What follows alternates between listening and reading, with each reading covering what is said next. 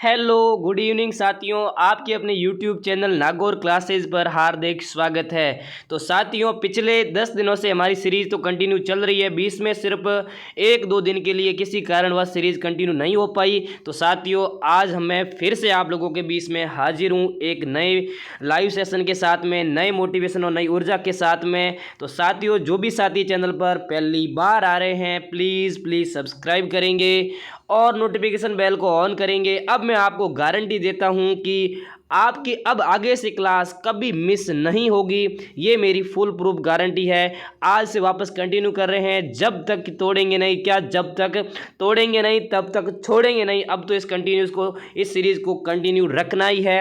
यदि आप लोग अच्छा सपोर्ट करते हो, यदि आप लोगों का अच्छा प्यार रहता है, तो हम कुछ भी आप लोगों के लिए करने के लिए तैयार है, भले दिन के अंदर 4 क्लास भी क्यों ना लेनी पड़े। तो साथियों, अब ज़्यादा देरी नहीं करते हुए आज हम डिस्कस करेंगे राजस्थान जीके के टॉप 30 क्वेश्चंस, जो आपकी एग्जाम की दृष्टि से बहुत इंपॉर्टेंट होने वाले हैं।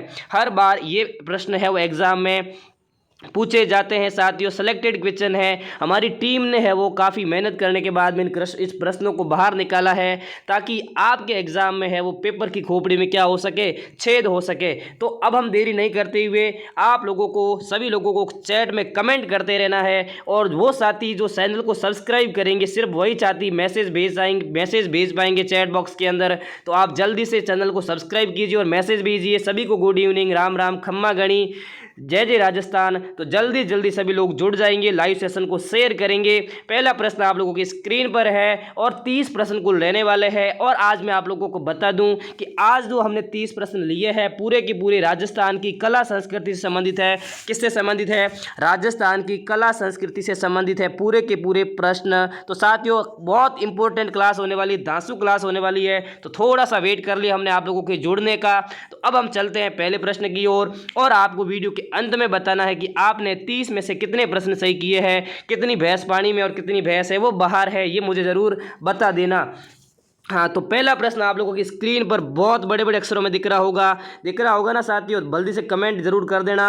आदिवासी लोगों में प्रचलित लीला मौर्य संस्कार का संबंध है। सभी लोगों को बताना है, आदिवासी लोगों में प्रचलित लीला मौर्य संस्कार का संबंध किससे है। यहाँ पर ए ऑप्शन आप लोगों की स्क्रीन पर है, जन्म से है, मृत्यु से है, विवाह से है, शिशु जन्म से है। तो जल्दी सभी लोग बताएंगे कि आदिवासियों में जो प्रचलित है लीला मौर्य संस्कार किससे संबंधित है। तो साथियों, ये विवाह से संबंधित है। किससे संबंधित है? विवाह से ये संबंधित है। सभी साथियों को राम राम, गुड इवनिंग। सभी लोग जल्द से जल्द आ जाएंगे।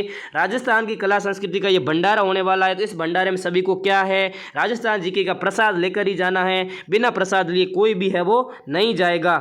राजस्थान में पंक्तिबद्ध तरीके से बैठने की रीति को कहा जाता है राज दरबार में। जो राज दरबार में पहले के समय क्या होता था कि राजाओं के जो मंत्री होते थे वो पंक्तिबद्ध क्या बैठते थे, कतार में बैठते थे। और जो भी लोग आते थे वो कतार में बैठते थे। तो इस प्रथा को क्या कहते हैं? ये प्रश्न थोड़ा डीपली लिया हुआ है, ताकि आपके एग्जाम में ऐसे प्रश्न क्या है कहीं से आ जाए तो आप क्या कर सको, उसका भेदन कर सको, उसका क्या कर सको, उसकी खोपड़ी में छेद कर सको।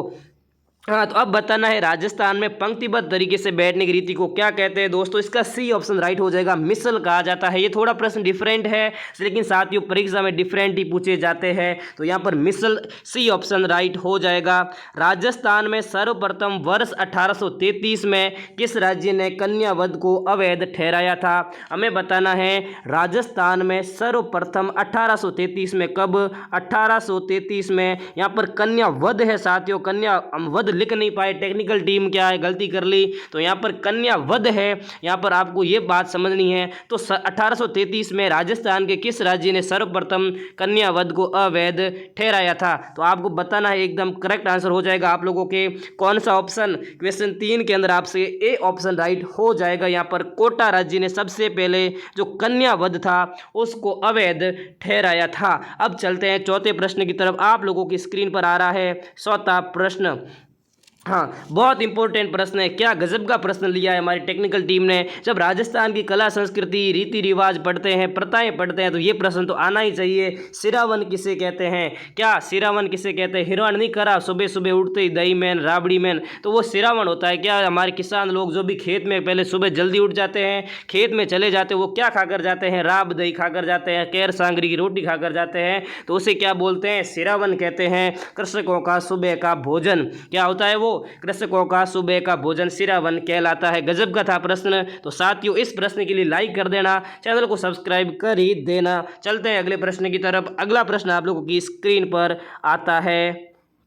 हाँ, बारात जाने के बाद पीछे से वर पक्ष के घर पर क्या साथियों? बहुत इंपॉर्टेंट प्रश्न है। क्या गजब का प्रश्न है। बारात जाने के बाद पीछे से वर पक्ष के घर रात को महिलाओं के द्वारा गाए जाने वाले गीत एवं खेल को कहते हैं। जिन साथियों को पता है उनको सब जानकारी है कि जब बारात चली जाती है, दूल्हा दुल्हन को लेने चला जाता है, तो घर पर जो पीछे औरतें बचती है वो क्या करती है? नाटक करती है। पूरा का पूरा एक शादी का नाटक करती है, जिसके अंदर है वो दूल्हा दुल्हन बनती है महिलाएं, फिर उस दूल्हा दुल्हन की शादी करवाई जाती है, फिर उनको विदाई दी जाती है। तो ये पूरी प्रथा है वो दूल्हे की बारात के जाने के बाद होती है। इसको क्या बोलते हैं? बहुत गजब का प्रश्न है राजस्थान की कला संस्कृति का, तो सभी को बताना है। हाँ, तो यहाँ पर सभी को ऑप्शन राइट आ रहे हैं। Good good, nice nice, very nice very nice. ऐसी तैयारी हो तो क्या है? मज़ा है। क्या ऐसी तैयारी हो तो एग्जाम के पेपर कुछ नहीं है क्या? एग्जाम के पेपर तो कुछ भी नहीं है जब ऐसी तैयारी हो तो एकदम डी आंसर यहाँ पर राइट हो जाएगा। टूटिया कहलाता है। क्या कहलाता है साथियों? ये प्रथा क्या कहलाती है? टूटिया कहलाती है। अब चलते हैं अगले प्रश्न की तरफ। राजस्थान में सागड़ी निवारण अधिनियम किस वर्ष पारित किया गया? दोस्तों, जो सागड़ी प्रथा थी, सागड़ी प्रथा को क्या बोल सकते हैं हम? सागड़ी प्रथा को क्या बोलते हैं? बंधुआ मजदूरी भी बोल सकते हैं। क्या बोल सकते हैं? बंधुआ मजदूरी भी बोल सकते हैं। जब पहले के समय में क्या होता था? सिर्फ खाने के लिए, मतलब 2 समय की रोटी के लिए, 2 समय की रोटी के लिए क्या करवाया जाता था?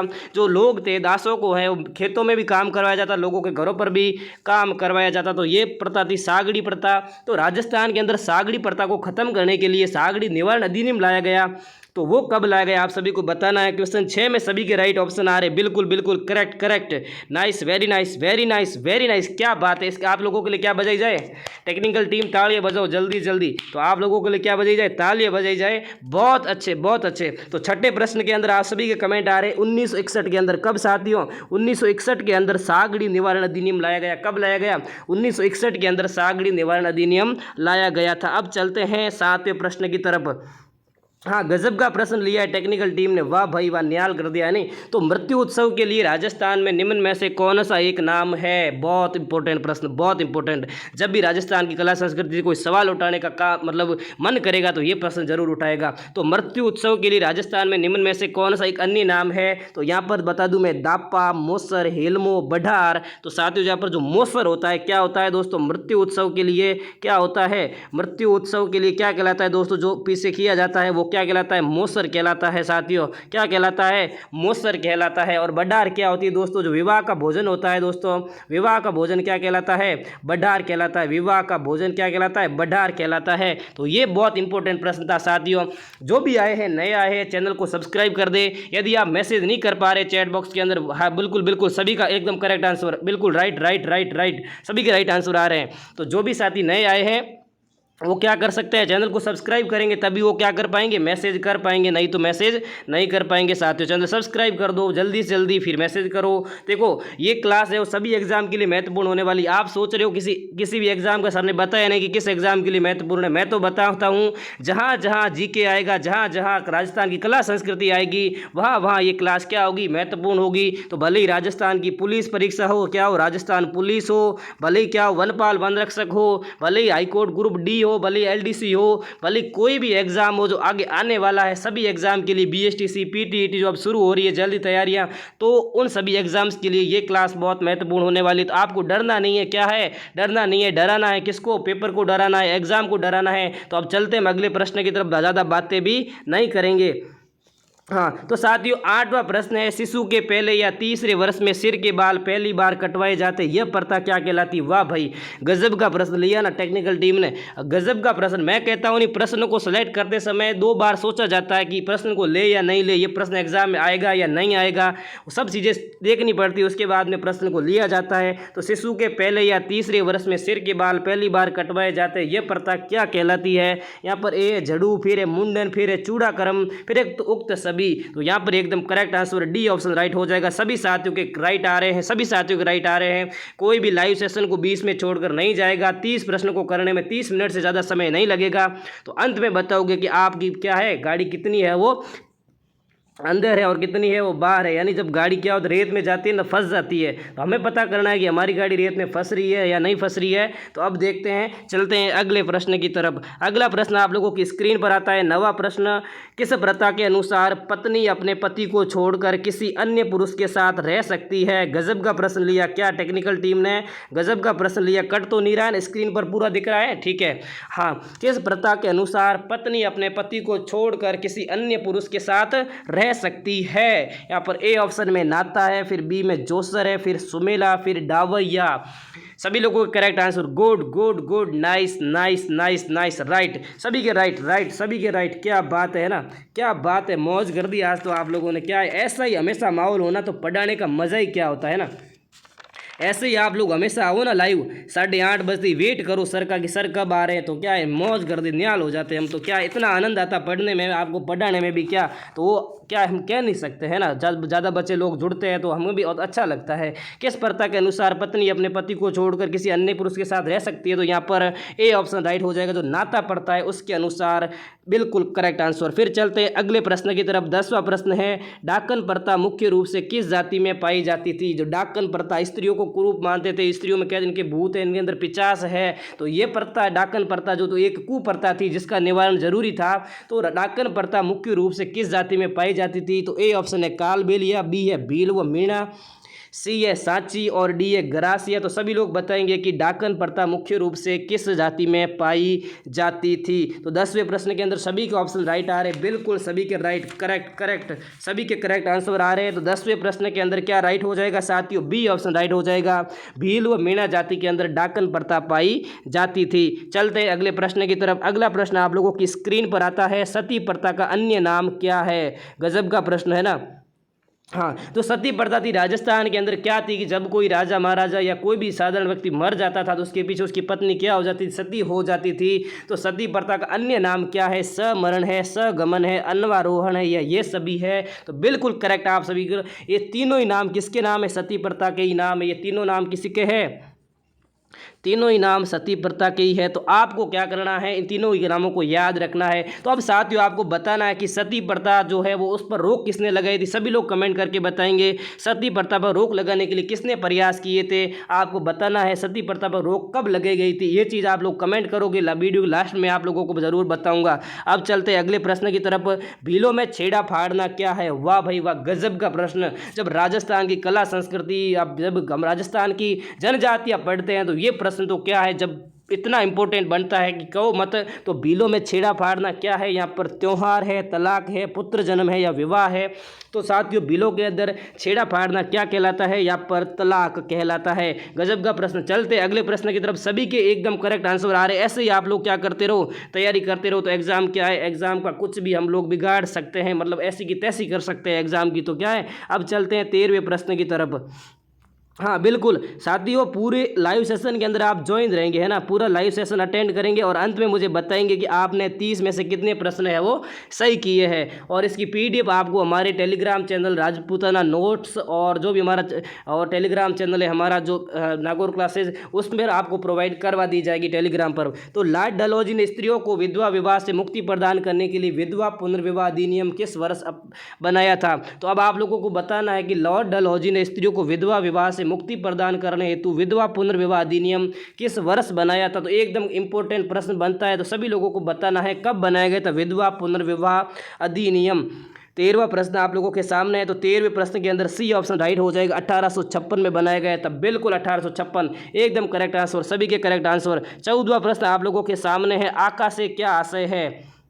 हाँ, जो आखा लेवो ने भगवान मंदिर में जाओ ने बाबजी आखो दयो है नहीं कि हमके लिए परीक्षा पार परी करी है हमके बाबजी आखो दयो 9 आवे 7 आवे 21 आवे कहीं तो परीक्षा पार परी वे तो आखो आवे ना पे कहीं सोचा कि इस बार तो परीक्षा और कहीं बेड़ो पार है पर आठा नहीं अपन पढ़ाई करनी पड़ी परीक्षा पार करना रुके आखा माथे भरोसा। हाँ, वो आपकी आस्था है, हम मान सकते हैं, ठीक है, आपकी आस्था है, आपका विश्वास है भगवान के प्रति, तो वो अच्छी बात है। आका से क्या आशय है? आका क्या होते हैं? देखो, मांगलिक अवसर पर काम आने वाले चावल या गेहूं के दाने क्या होते हैं? मांगलिक अवसर पर काम आने वाले चावल या गेहूं के दाने क्या कहलाते हैं? आखा कहलाते हैं। हम की बार तो जाओ आखो ले लिया है नहीं भगवान खन ये बाप जी हमके आखो दे हमके लिए परीक्षा क्या हो ऐसी तैसी हो जाए मैं पास हो जाऊं।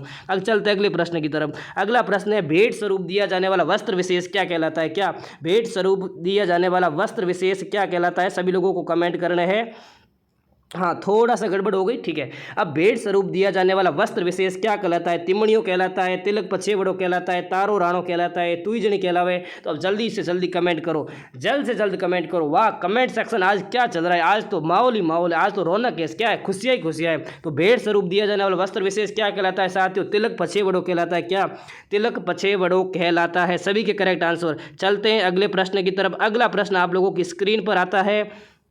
हाँ, ईश्वर चंद विद्यासागर ने किस प्रथा को समाप्त करने का बीड़ा उठाया था? अब सभी को बताना है, ईश्वर चंद विद्यासागर ने किस प्रथा को समाप्त करने का बीड़ा उठाया था? तो आपको पता है ईश्वर चंद विद्यासागर किसके प्रथा को निवारण करने के लिए बीड़ा उठाया था? विधवा विवाह को निवारण करने के लिए उन्होंने बीड़ा उठाया था। बिल्कुल एकदम सरल प्रश्न था, इतना ज़्यादा हार्ड भी प्रश्न ये नहीं था, तो ज़्यादा हम टाइम भी बर्बाद नहीं करेंगे। चलते हैं 17वें प्रश्न की तरफ। 17वां प्रश्न है, गौना रस्म किससे संबंधित है? वाह भाई वाह, क्या जब ऐसे प्रश्न और पढ़ाने वाला भी क्या हो, पढ़ाने वाला भी फुल मोटिवेशन के अंदर हो तो क्या है, मज़ा ही आ जाए। तो गौना रस्म किससे से संबंधित है? आप सभी को बताना है। जो गौना रस्म है ना, ये गौना रस्म तो ये किससे संबंधित है? मुंडन से है, विवाह से है, मृत्यु से है, नामकरण है। तो आपको पता है गौना, तो गौना किस संबंधित है? विवाह से संबंधित है। विवाह प्रथा है, गौना विवाह संबंधित है। पहला गौना किया जाता है, मुकलाव जैसे बोल सकते हैं हम। चलते हैं अगले प्रश्न की तरफ। बाकड़ी शब्द प्रयुक्त हुआ है। वाह, गजब का प्रश्न है।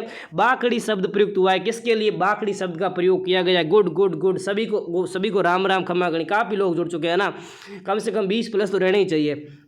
हाँ, तो बाकड़ी शब्द प्रयुक्त किसके लिए किया गया है? तो गाय और भैंस के लिए, वैवाहिक रस्म के लिए, कृषि उपकरण के लिए, सिंचाई उपकरण के लिए। तो आपको पता है बाकड़ी शब्द का प्रयोग इसके लिए गाय और भैंस के लिए किया जाता है। क्या नहीं, बाकड़ी होगी गाय। जब गाय दूध नहीं देती है, कब भैंस गाय कब जब दूध नहीं देती उसको क्या बोलते हैं? बाकड़ी बोलते हैं ना, मैं टंटेर है बाकड़ा, वो बात है ना। तो हमें ऐसा नहीं करना चाहिए, बाकड़ी कुछ नहीं होता है। हमें क्या है, गाय और जो भी पशु पक्षी होते हैं उनकी सेवा करनी चाहिए, भले ही वो हमारे काम आए या भले ही नहीं काम आए।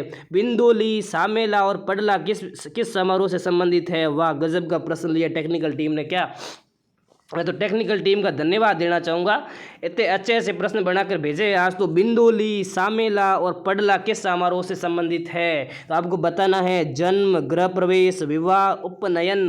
तो बिंदोली कहाँ होती है दोस्तों? शादी में होती है। सामेला ही शादी में, पडला भी क्या होते हैं? शादी में होते हैं। तो ये किससे संबंधित हो गए?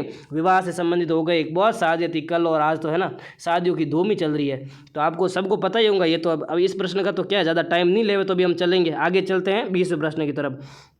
हाँ, तो अगला प्रश्न है, राजस्थान में राइका जाति किस पशु से संबंध है? राइका जाति किस पशु से संबंधित है? तो आपको पता है राइका ऊँट है ना, उस पशु से संबंधित। और ऊँट है वो किसका मतलब ऊँट की मतलब जब बीमार होता है ऊँट तो किसकी पूजा की जाती है? आपको पता है पाबू जी की पूजा की जाती है। और पाबू जी जाति जो है वो रेवाड़ी जाति है, राजस्थान में राइका जाति है, ये पाबू जी को बहुत मानती है। अब चलते हैं अगले प्रश्न की तरफ। अगला प्रश्न 21वां आपकी स्क्रीन पर।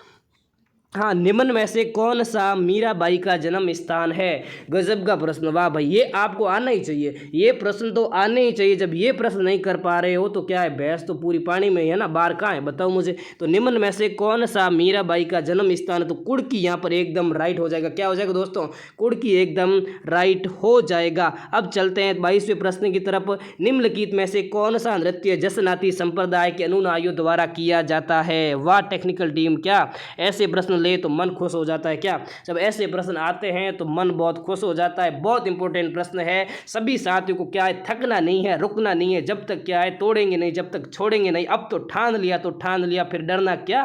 तो अब साथियों क्या है, अब हमने जब ओखली के अंदर सिर रख दिया है ना, तो अब गम के हम कहीं डरना। अपनी मारवाड़ी में एक कहावत होती है, क्या होती है मारवाड़ी में कहावत, जब ओखली में सिर रख दिया है तो अब हम गम के से डरना क्या है ना। अब हम एग्जाम की तरफ, अपने लक्ष्य की तरफ बढ़ चले हैं, तो अब लक्ष्य से डरना हमको नहीं है, चाहे कुछ भी हो जाए। अब ऐसी की तैसी करके छोड़ देने एग्जाम की। बताओ तो निम्नलिखित में से कौन सा नृत्य जसनाती सांप्रदायिक अनुयायी द्वारा किया जाता है।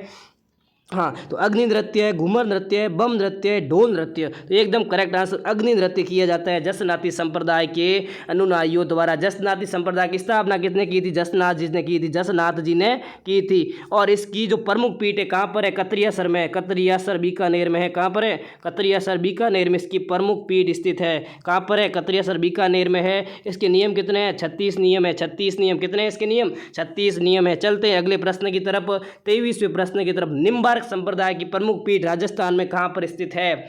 बहुत इंपॉर्टेंट प्रश्न, बहुत इंपॉर्टेंट। निम्बार्क संप्रदाय की प्रमुख पीठ राजस्थान में स्थित है। ए है सलीमाबाद, बी है गलता में, सी है करौली में और डी है नाथद्वारा में। तो सलीमाबाद अजमेर में कहां पर है, निम्बार्क संप्रदाय की प्रमुख पीठ सलेमाबाद अजमेर में स्थित है। अब चलते अगले प्रश्न की तरफ। सभी लोगों को कमेंट आ रहे हैं, बिल्कुल ऐसे कमेंट करते रहो, टाइप खटखट खटखट टाइप करते रहो, है ना। तो टाइप सभी का जल्दी जल्दी हो जाना चाहिए कमेंट। हमें भी देखता हूँ कौन फास्ट करता है ना, कौन फास्ट कमेंट करता है। संत माओ जी का जन्म स्थल कौन सा है, सभी के कमेंट पढ़ेंगे, चिंता मत करो, सभी के कमेंट पढ़ेंगे, सभी के कमेंट पढ़ेंगे, सभी को जवाब भी देंगे, बस लाइव आपको देखते रहना है। हाँ, तो संत माओ जी का जन्म स्थल कौन सा है, तो बहुत इंपॉर्टेंट प्रश्न है और सरल भी है। क्या है, बहुत इंपॉर्टेंट भी और सरल भी है। तो संत माओ जी का जन्म स्थल कौन सा है साथियों, डूंगरपुर, यहाँ पर राइट हो जाएगा। अब चलते हैं अगले प्रश्न की तरफ। अगला प्रश्न आप लोगों की स्क्रीन पर है। जीवित व्यक्ति द्वारा स्वयं का मृत्यु से पहले ही किया गया भोज क्या कहलाता है। गजब का प्रश्न लिया है ना, बहुत इंपॉर्टेंट प्रश्न लिया है। क्या प्रश्न है मुझे बताओ, इतना इंपॉर्टेंट प्रश्न। राजस्थान की कला संस्कृति रीति रिवाजों से जीवित व्यक्ति द्वारा स्वयं का मृत्यु से पहले किया गया भोज कहलाता है मौसर, बडार, कांदिया, जोसर। एकदम करेक्ट आंसर यहाँ पर हो जाएगा जोसर। सभी के राइट आंसर आ रहे हैं। Nice nice nice, excellent excellent, fabulous, बेटी। अब बताओ जोसर यहाँ पर राइट हो जाएगा, क्या हो जाएगा, जोसर राइट हो जाएगा। ऐसे कमेंट करते रहना। अब क्लास आपकी खत्म होने वाली है, 5 प्रश्न बचे हैं। फिर आप सभी को बताना है कि कितने प्रश्न आप लोगों ने सही किए है। तो दोस्तों साथ ही पहले जो जीवन मतलब मृत्यु से पहले जो कुछ लोग भोज करते हैं वो क्या कहलाता है पता है, जोसर कहलाता है। अब चलते हैं अगले प्रश्न की तरफ। अब चलते हैं अगले प्रश्न की तरफ। पानीवाड़ा संस्कार किससे संबंधित है। पानीवाड़ा, क्या गजब का प्रश्न लिया है, बहुत इंपॉर्टेंट है। तो ये पानीवाड़ा संस्कार, हम कहते हैं ना पानीवाड़े जाओ, मतलब कभी किसी की डेथ हो जाती है तो हम अंतिम संस्कार में जाते हैं, तो क्या उसे क्या बोलते हैं, पानीवाड़ा। तो ये किससे संबंधित है, मृत्यु से संबंधित है, बहुत इंपॉर्टेंट। चलते हैं 27वें प्रश्न की तरफ। 27वां प्रश्न है, संतारा प्रथा किस धर्म से संबंधित है। संथारा प्रथा, क्या गजब का प्रश्न है, बहुत इंपॉर्टेंट है। संथारा प्रथा जैसे क्या है, सलेखनी भी बोलते हैं, क्या बोलते हैं, सलेखनी प्रथा भी बोलते हैं। तो संथारा प्रथा किस धर्म से संबंधित है, हिंदू से है, मुस्लिम से है, बौद्ध में है या जैन में है। तो ये जैन धर्म में संथारा प्रथा चल, जिसके अंदर क्या है, भोजन न करके अपना शरीर त्याग दिया जाता है। तो ये जैन में धर्मों में चलती है संथारा प्रथा। हाँ, कुकड़ी रस्म किस जनजाति में प्रचलित है। कुकड़ी रस्म, बहुत इंपॉर्टेंट प्रश्न है, कुकड़ी रस्म। अब आप लोग कमेंट करके बताओ कुकड़ी रस्म होती क्या है, ये आप लोगों का काम है बताना कुकड़ी रस्म होती क्या है। तो बताओ कुकड़ी रस्म किस जाति संबंधित है, सांसी जाति संबंधित। और आपको कमेंट करके बताना है कि कुकड़ी जनजाति, ये कुकड़ी रस्म है क्या, ये कमेंट करो जल्दी से, खटखट खटखट कमेंट करो। फिर चलते हैं 29वें प्रश्न की तरफ। बारात के स्वागत की रस्म को कहा जाता है। अब आज भी बहुत शादियाँ थी, कल भी बहुत शादियाँ थी, अब तो ये तो प्रश्न आपको आना ही चाहिए ना। जब बारात आती है तो जो वधू पक्ष की ओर से उनका स्वागत किया जाता है ना, तो वो क्या कहलाता है, सामेड़ा नहीं कहलाता है, क्या कहलाते हैं, सामेड़ा, क्या होमबेड़ा, वहाँ पे कहते हैं ना होमबेड़ा, है नहीं, हमारी मारवाड़ी में क्या बोलते हैं, होमबेड़ा बोलते हैं, हमारी जोधपुरी में, हाँ नागौरी में। तो बारात के स्वागत की रस्म को क्या जाता है, क्या कहा जाता है, सामेला कहा जाता है। बहुत इंपॉर्टेंट प्रश्न है। अब आज का लास्ट प्रश्न है साथियों, आप लोगों की स्क्रीन पर है, क्या आप लोगों की स्क्रीन पर आज का लास्ट प्रश्न है। बहुत गजब का प्रश्न लिया, ये भी हमारी टेक्निकल टीम ने। तो जड़ूला एक प्रमुख अलंकार संस्कार है, इसे कहते हैं क्या। तो जड़ूला संस्कार है उसे क्या कहते हैं, तो जात कर्म कहते हैं, निष्कर्मण कहते हैं, चूड़ा कर्म कहते हैं या समापवर्तन कहते हैं। तो यहाँ पर जात कर्म से एकदम करेक्ट, सॉरी चूड़ा कर्म, मैंने थोड़ा गलती कर दी, सॉरी इसके लिए, है ना। चूड़ा कर्म संस्कार को क्या कहते हैं? जड़ूला भी कहते हैं, जिसमें बच्चे के जन्म के बाद उसके बालों को पहली बार क्या किया जाता है? काटा जाता है, मुंडन किया जाता है। तो ये थी आज की दोस्तों आप लोगों के सामने क्लास। अब सभी लोगों को कमेंट करके बताना है कि क्लास आप लोगों को कैसी लगी है और कितने आप लोगों ने प्रश्न सही किए हैं। 30 में से कितने लोगों के हैं वो 25 प्रश्न सही हो रहे हैं। सभी लोग कमेंट करके बताएंगे और कमेंट करके बताएंगे क्लास कैसी लगी है। यदि अच्छी लगी है, हमारे चैनल के साथ में हमेशा जुड़े हुए रहना चाहते हो तो चैनल को सब्सक्राइब कर देना, अपने साथियों तक इस क्लास को शेयर भी ज़रूर कर देना। सभी एग्ज़ाम के लिए राजस्थान में जहाँ जहाँ जीके पूछा जाएगा वहाँ ये क्लास इंपॉर्टेंट रहेगी, क्योंकि राजस्थान की कला संस्कृति ऐसा कोई एग्ज़ाम नहीं है, राजस्थान जीके ऐसा कोई एग्ज़ाम नहीं है जहाँ पर पूछा नहीं जाता है। ये प्रश्न भी लेवल के थे, ज़्यादा सरल भी नहीं थे, ज़्यादा हार्ड भी नहीं थे। तो आप लोग कमेंट करके सभी लोग बताओ कि ये क्लास कैसी लगी है। कोई सुझाव देना चाहते हो तो कमेंट सेक्शन आप लोगों के लिए खुला है। वीडियो के नीचे कमेंट करो जाकर कि सर थोड़ा ये सुधार करना है, प्रश्न ज़्यादा लेने हैं, क्लास लंबी करनी है, प्रश्नों का लेवल ये रखना है। तो हम जो भी आप लोगों के सुझाव है वो हम मानेंगे, सभी को हार्ट भी है वो दिल भी भेज देंगे जब आप लोग कमेंट करोगे। तो साथियों सभी लोग कमेंट करो, जो भी साथी चैनल पर पहली बार है चैनल को सब्सक्राइब करो, नोटिफिकेशन बेल ऑन करो। हम मिलते हैं नेक्स्ट क्लास में कल शाम को एग्जैक्ट 8:30 बजे। अब आप लोग ये भी बता देना कि क्लास 8:30 बजे रखनी है या 8 बजे रखनी है, या आप अपनी मर्जी से टाइम भी बता सकते हो। तो हम मिलते हैं कल शाम को 8:30 बजे। अपना नोटिफिकेशन ऑन कर देना, क्लास लेना मत भूलना। इसी तरीके से हम लोग 30 भी करेंगे और आप लोगों की डिमांड रही तो इस सीरीज़ को बढ़ाकर 50 प्रश्नों तक भी ले जाएंगे। फिर ज़्यादा ही आप लोगों का सपोर्ट रहा तो हम टॉपिक वाइज कॉन्सेप्ट क्लियर करेंगे, टॉपिक वाइज MCQs पढ़ेंगे हर राजस्थान जीके के टॉपिक से। भले आप जो कुछ भी बोलोगे उसी टॉपिक से हम पढ़ेंगे। तो मिलता हूं मैं अगले वीडियो में, अगली क्लास के अंदर। सभी साथियों को गुड इवनिंग, राम राम, खम्मा गणी, जय श्री कृष्णा, राधे राधे, खुश रहो, मस्त रहो। कल जुड़ना मत भूलना 8:30 बजे आपके अपने चैनल नागौर क्लासेज पर।